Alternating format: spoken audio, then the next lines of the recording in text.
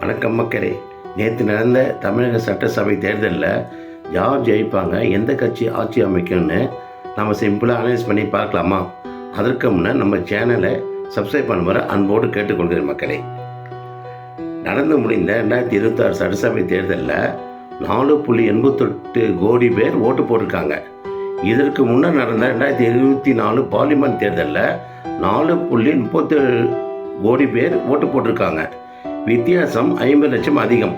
இந்த இடைப்பட்ட 3 வருடத்தில் டூப்ளிகேஷன் டெலிஷன் போக 50 லட்சம் புதிய வாக்கள் சேர்ந்துட்டு இருக்கார்கள் என்று வைத்துக் கொண்டாலும் கணக்கு சரியாக இருக்குது இல்லையா?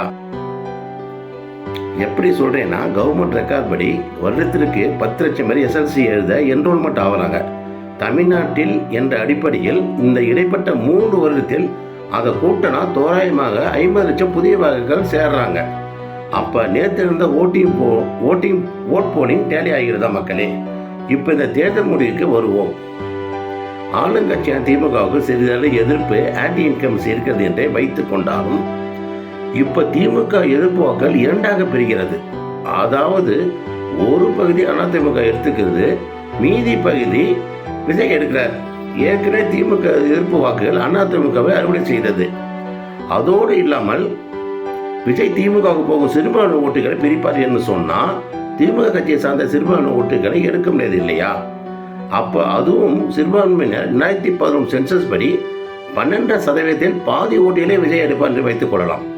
பெண்களுக்கு மாதம் ரூபாய் உரிமை தொகை 1000, மகளிருக்கு இலவச பேருந்து பயணம், உயர்கல்வி மாணவர்களுக்கு மாதம் ரூபாய் 1000, காலை உணவு திட்டம் போன்ற திட்டங்கள் சிறுபான்மையினர் குறையும் ஓட்டுகளை ஈடு செய்யும் என்றே வைத்துக் கொண்டாலும் கூட்டணி பலத்தால் திமுக கூட்டணி சுமார் 180 தொகுதிகளுக்கு மேல் வெற்றி பெறும்.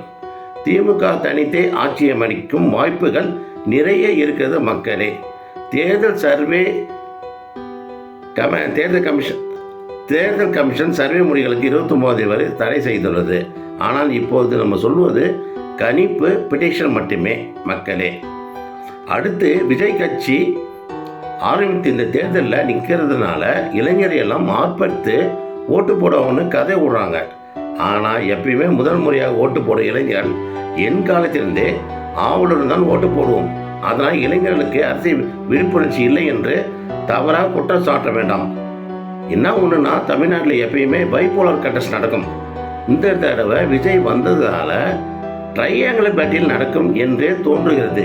இந்த தேர்தல் முடிவுகளில் எதிரொலிக்கும் மக்களே.